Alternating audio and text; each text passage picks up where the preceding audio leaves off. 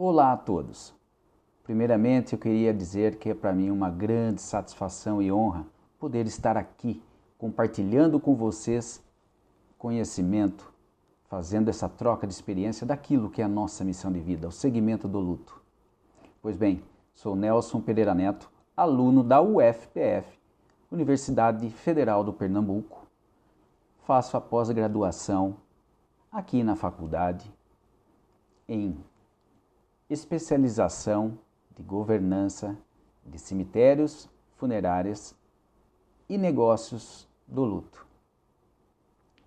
Sou também e nasci dentro do segmento do luto, na qual faço parte de uma grande companhia, o Grupo Bom Pastor, onde realizei algumas especializações como tanatopraxia avançada. Fora do Brasil, eu tive a oportunidade de fazer ciências mortuárias em Madrid. Sou formado também em tanatopraxia pela Associação Italiana. Realizei algumas especializações também pela NFDA, como licenciamento de fornos crematórios e celebrante. Fui propulsor e criador do maior funeral center do Brasil e no mundo. O Grupo Bom Pastor, com o Monumental, realizou um dos maiores funeral centers do mundo, verticalizado, onde temos todas as atividades do segmento do luto. Realizamos alguns serviços de pessoas e personalidades famosas no Brasil e do mundo, como o Rei Pelé, Rainha do Rock, Rita Lee, entre outras pessoas amadas. Vamos falar de governança no setor do luto. A estrutura, as aplicações e os processos funerários, crematórios e cemiteriais aqui no Brasil.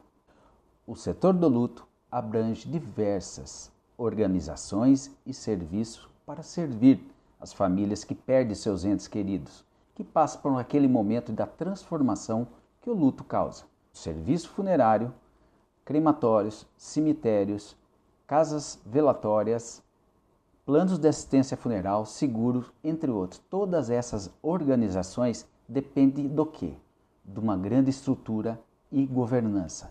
E é isso que vamos falar. Para direcionar, controlar, organizar todo o ecossistema do segmento do luto, é necessário a governança, onde direciona a todos esses processos, todo esse ecossistema. E ao contrário de muitas governanças de outros segmentos, a governança no segmento do luto deve viabilizar comercialmente e responsabilizar a ética de todos esses processos.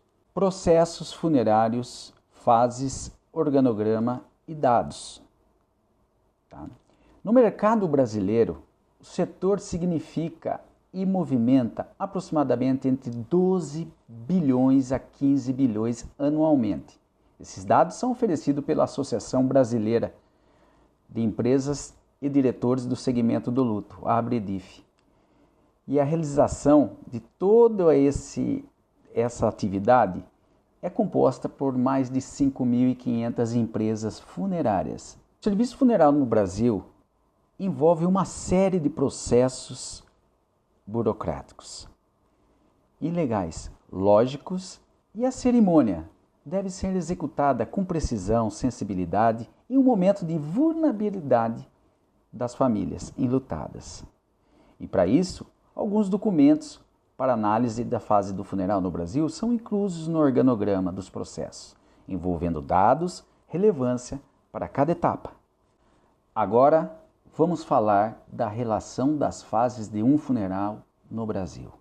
O funeral só começa com a primeira fase, que é a constatação do óbito, que, claro, sempre é feito por um médico, né? Geralmente, a constatação é feita por médico nos locais de falecimento, que podem ocorrer em hospitais, onde tendo 75% dessas mortalidades, 20% em residências e 5% em vias públicas, sendo elas mortes violentas, como acidentes, suicídios, homicídios, entre outros. O contato com a empresa funerária é o segundo passo. Como são feitas essas comunicações? Podem ser presencialmente, podem ser via telefone ou até mesmo por meio de comunicação, como WhatsApp. E quem realiza essas comunicações? Geralmente são assistentes sociais de hospitais, ou familiar, ou até mesmo autoridades, como a polícia, entre outras autoridades. Com o primeiro contato com a empresa funerária, se inicia todo o processo do funeral. A pessoa vem até a empresa ou nós vamos até a pessoa enlutada, seja no hospital, na residência ou no local aonde fomos chamados. Lá sim, começamos então o início das documentações burocráticas, ou seja, com o óbito assinado por um médico ou até mesmo por um instituto médico legal, onde analisou uma morte violenta, nós conseguimos fazer o que? A contratação do segmento funerário, do funeral. Então nós realizamos a coleta de todos os dados da pessoa falecida, inclusive local, data e hora do falecimento. Todos os dados do declarante, se deixa bens ou não deixa, o nome dos filhos e quem é o responsável pelo funeral, ou seja, o declarante, ele que é o responsável por toda a parte burocrática e também pelos pagamentos ali sobre o serviço. Nesse mesmo momento, é ainda escolhido o local da cerimônia de despedida, ou seja, o velório, aonde será o velório, e o destino fim do corpo, se será velado ou será cremado. Após essas escolhas, nós ainda realizamos uma entrevista pessoal para saber qual é a religião que essa pessoa pertence, para que nós possamos saber qual rito funerário nós iremos fazer para as pompas fúnebres. Então, após toda essa parte burocrática, nós levamos a um showroom onde oferecemos as homenagens, que começa, claro, pela urna mortuária. Ali ele escolhe a urna mortuária, se ele tiver um plano de assistência funeral, é oferecida ao que dá direito, mas ele tem a oportunidade de estar escolhendo uma outra homenagem, caso queira. Após isso, observamos ainda qual será a ornamentação da urna, ou seja, flores, se querem uma flor específica ou com um manto de cetim. Ainda é oferecido as homenagens florais, como coroas de flores, sala de flores, entre outros acessórios. Então, oferecemos também o serviço de reparação e conservação do corpo pós-morte, a tanatoplaxia, que nada mais é do que um embalsamamento moderno, que são realizados em nossas estruturas para que nós possamos dar ao falecido uma despedida digna, com um semblante de como ela estivesse dormindo.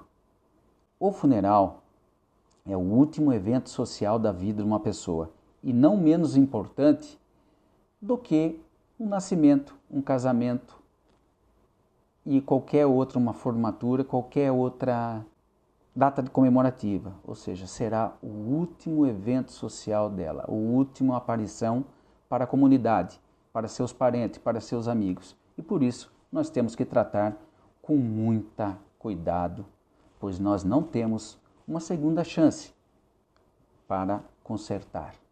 E é por isso que nós aplicamos todos os processos da governança para que não haja erros. Após detalhado o local de velório, de despedida, o local de destino fim, como vai ser a trajetória, é feito todo um organograma para que nós possamos organizar toda essa parte do funeral. Então, uma outra equipe é destinada ao local onde está o corpo para que faça o traslado até o local de preparação, ou seja, um estudo estético funerário. Ali é realizado toda a parte de higienização, conservação do corpo e é ainda ornamentado sobre a urna mortuária. Após esses ciclos, então, é feito um novo traslado para o local de cerimônia, onde será realizado o velório. Lá, a família tem uma assistência com concierges, onde prestará toda a assistência à família no momento do velório. Qualquer dúvida, qualquer coisa estará ali para amparar a família naquele momento de dor, momento de transformação que o luto causa.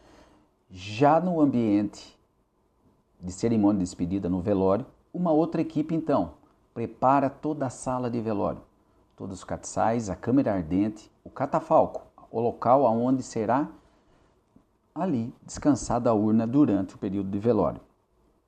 É feita toda a ornamentação com flores, conforme escolhido anteriormente na fase anterior. Então, inicia-se o velório. Ao final do velório, 5 minutos antes, um cerimonialista, isto é opcional, procura a família e vai fazer uma homenagem com uma carta descrita, homenageando, lembrando quem era o João, quem era Maria, o que ele gostava de fazer, e assim, com fotos e músicas, podem ser feita a despedida da família com o corpo. Após a despedida da família com o corpo, no velório, então começam os preparativos para o cortejo fúnebre, aonde um carro funerário específico com um agente funerário colocará o caixão do falecido no carro e em comboio a família irá em procissão até o destino fim. Caso não seja no próprio crematório a cerimônia, então irá para um cemitério, onde os familiares então lá acompanharão o sepultamento. Caso seja em um crematório, a cerimônia de despedida ficou ali na sala de despedida. Já no cemitério, temos os sepultadores, que são, entre aspas, aqui no Brasil, conhecido como coveiros. Mas a maneira correta e digna é sepultadores. Eles que são responsáveis por abrir ali o jazigo, a gaveta, a cripta, ou seja, qualquer seja o modelo de cemitério, para que eles possam então realizar a descida da urna para o destino final e o descanso fim onde estará a urna mortuária. Após esse encerramento, o jazigo é fechado novamente e ali se deu o destino fim ao corpo, que será descansado perpetuamente ali, ou após um certo tempo, de 3 anos aqui no Brasil, onde nós fazemos a exumação dos restos mortais. E é colocado em alguns ossuários, que pode ser dentro do próprio jazigo ou até mesmo em outro local. Bom, vamos falar agora sobre o outro procedimento de destino fim do corpo, ou seja, se a pessoa não é sepultada e ela queira ser cremada.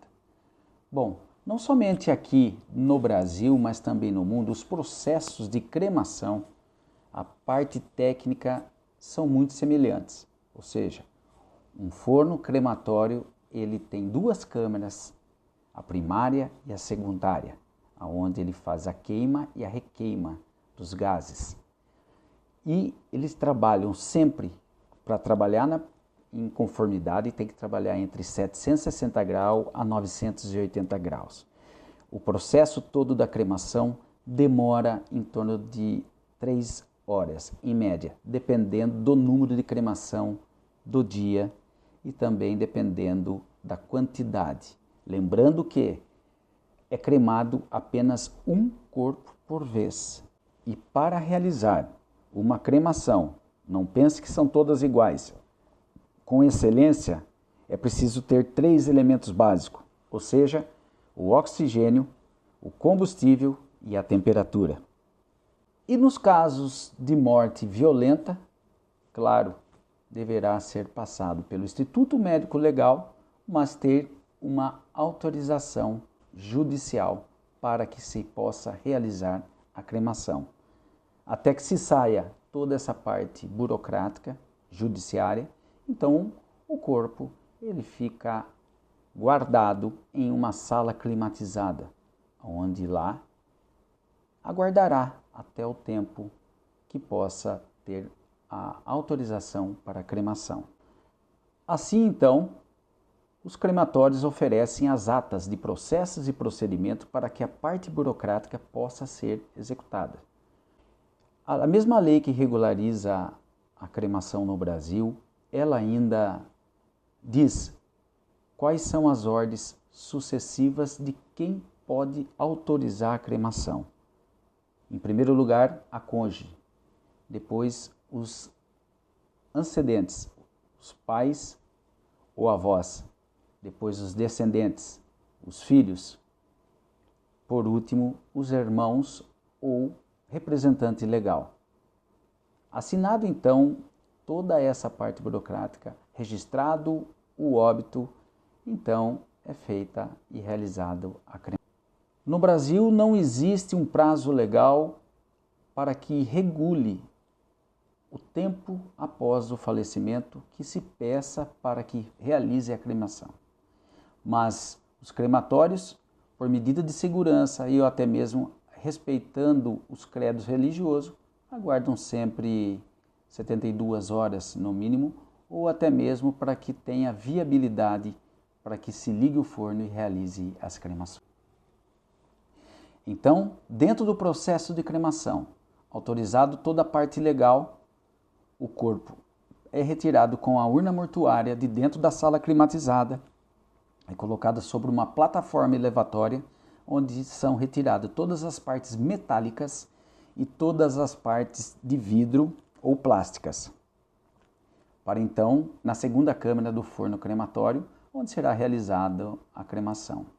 Após ser realizada a cremação, as cinzas são retiradas e é colocado em um local para resfriamento.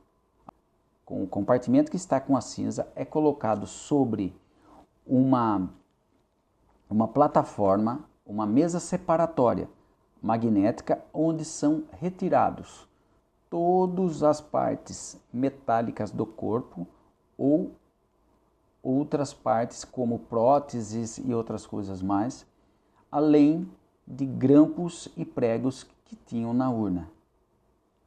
Então, após essa retirada dessas partes metálicas, ferrosos e não ferrosos, então vai para um compartimento onde é feita a homogeneização dessa cinza.